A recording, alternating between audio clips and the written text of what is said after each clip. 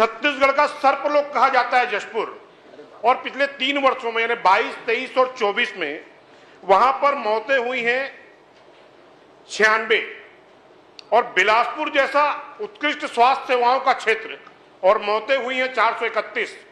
इस प्रश्न के माध्यम से मेरा स्पष्ट विषय है कि पूर्ववर्ती सरकार में व्यापक तौर पर मुआवजे का एक भ्रष्टाचार का रैकेट संचालित हो रहा था राजस्व और स्वास्थ्य विभाग के अधिकारियों की मिलीभगत पर। अब इसी प्रश्न में जवाब आया है। बिलासपुर में 17 करोड़ 24 लाख का मुआवजा दिया गया है और जशपुर में 3 करोड़ 84 लाख रुपए का।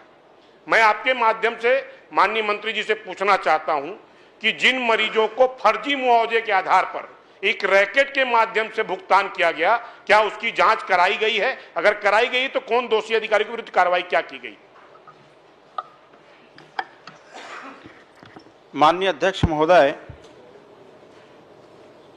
हमारे माननीय विधायक का कथन है कि फर्जी प्रकरण बना, साहब फर्जी था कि आदमी फर्जी था? चलिए जवाब दीजिए।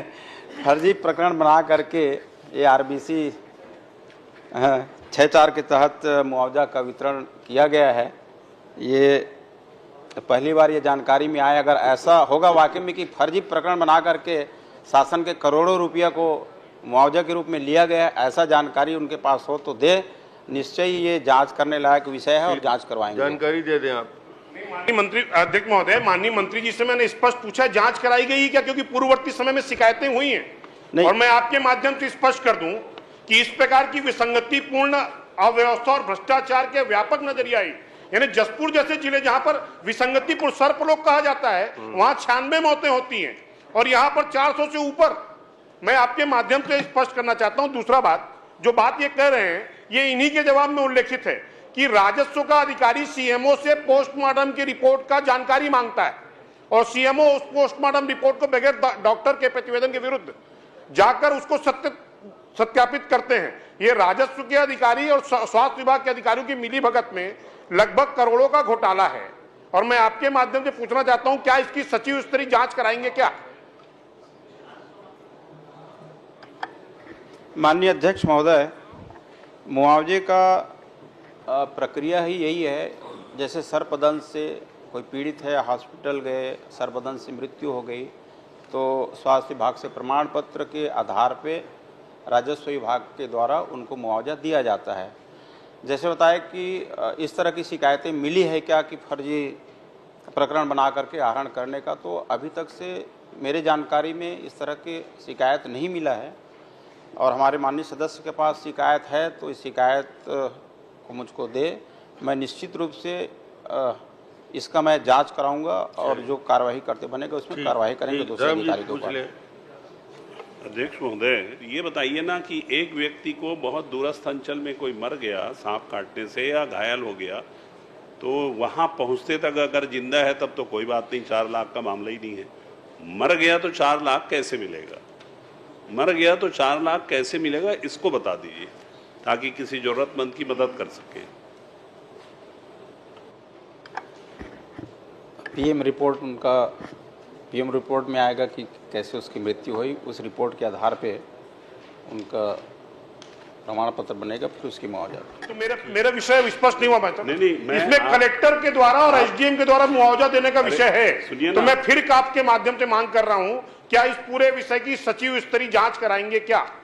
मैं तो वही बात कह रहा हूं कि वो 4 लाख कैसे मिलता है उसको बताइए।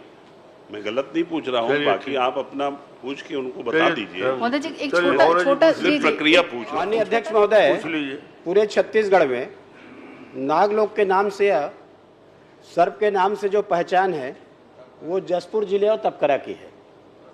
लेकिन प्रश्न के माध्यम से मुझे आश्चर्य लगा कि 4 गुना ज्यादा पार कर गए बिलासपुर। वहां 100, यहाँ 400 से ज्यादा लोग सांप काटने से उनकी मृत्यु हो गई। तो ये जो पहचान बदल रही है 527, निश्चित रूप से आश्चर्य का विषय है। अब उसके लिए जो मुआवजा दी गई है उस विषय में मैं जानना नहीं चाह रहा हूं सब। उसमें केवल यह है कि सारे लोगों का पोस्टमार्टम हुआ कि नहीं हुआ, और सारे लोगों का पोस्टमार्टम होने के बाद में उसका कोई लिख के दे उससे फर्क नहीं पड़ता। कोई यदि बोले सांप के काटने से मर गया, वो प्रमाणित नहीं है। उसका केवल यही है, यदि उसका पोस्टमार्टम नहीं हुआ है तो मुआवजा की राशि उसको नहीं मिलेगा। लिख करके देंगे तो भी संभव नहीं है। उसमें यही है कि उसका पहले पंचनामा करेंगे, पंचनामा करने के बाद में उसमें लिखा जाएगा कि कहाँ पर उसको सांप काटा गया है, किस अंग को काटा गया है, और उसके बाद में उसका पोस्टमार्टम होगा। जो डॉक्टर उसमें पोस्टमार्टम में रिपोर्ट आएगा वो फाइनल रिपोर्ट है, जो मेरी जानकारी जितना मुझे समझ है। तो आश्चर्य का विषय यही है, मैंने कहा कि बिलासपुर सर्पलोक का पहचान छत्तीसगढ़ में जो बदल गई है, तो माननीय मंत्री जी, मैं आपसे ये पूछना चाहता हूँ, ये जो मुआवजे की राशि सब जो दी गई है, हमारे सम्माननीय विधायक सुशांत शुक्ला जी ने जो प्रश्न किया कि उसमें कहीं कोई दिक्कत, कोई फर्जीवाड़ा तो नहीं हुआ, कुछ ये नहीं है, तो उसमें सभी का पोस्टमार्टम रिपोर्ट आया कि नहीं आया, और उसके बाद में उसकी मुआवजा की राशि दी गई है, और यदि बिना पोस्टमार्टम के दी गई है तो उस विषय में कुछ होगा तो मंत्री जी बताएंगे थोड़ा। माननीय अध्यक्ष महोदय, माननीय विधायक ने जो आंकड़े के हिसाब से जो शिकायत की है कि बिलासपुर में बहुत ज़्यादा संख्या है जबकि नागलोक जसपुर में होना चाहिए संख्या, और उन्होंने बताया कि मेरे पास कुछ प्रमाण हैं, शिकायत के आधार हैं कि फर्जी प्रकरण बने हैं, फर्जी भुगतान हुआ है। तो मैं यही कहना चाहूँगा अध्यक्ष महोदय कि वो जो उनके पास शिकायत हैं, प्रमाण हैं, वो हमको दे दें, हम उसकी पूरी कार्रवाई पूरी इस पे हम जांच कराएंगे। मंत्री जी, मैंने कहा बेसिक उसका दो चीज, एक पंचनामा और दूसरा पोस्टमार्टम रिपोर्ट। सभी का OPD भी पोस्टमार्टम हुआ है कि रिसिप्ट। नहीं हुआ।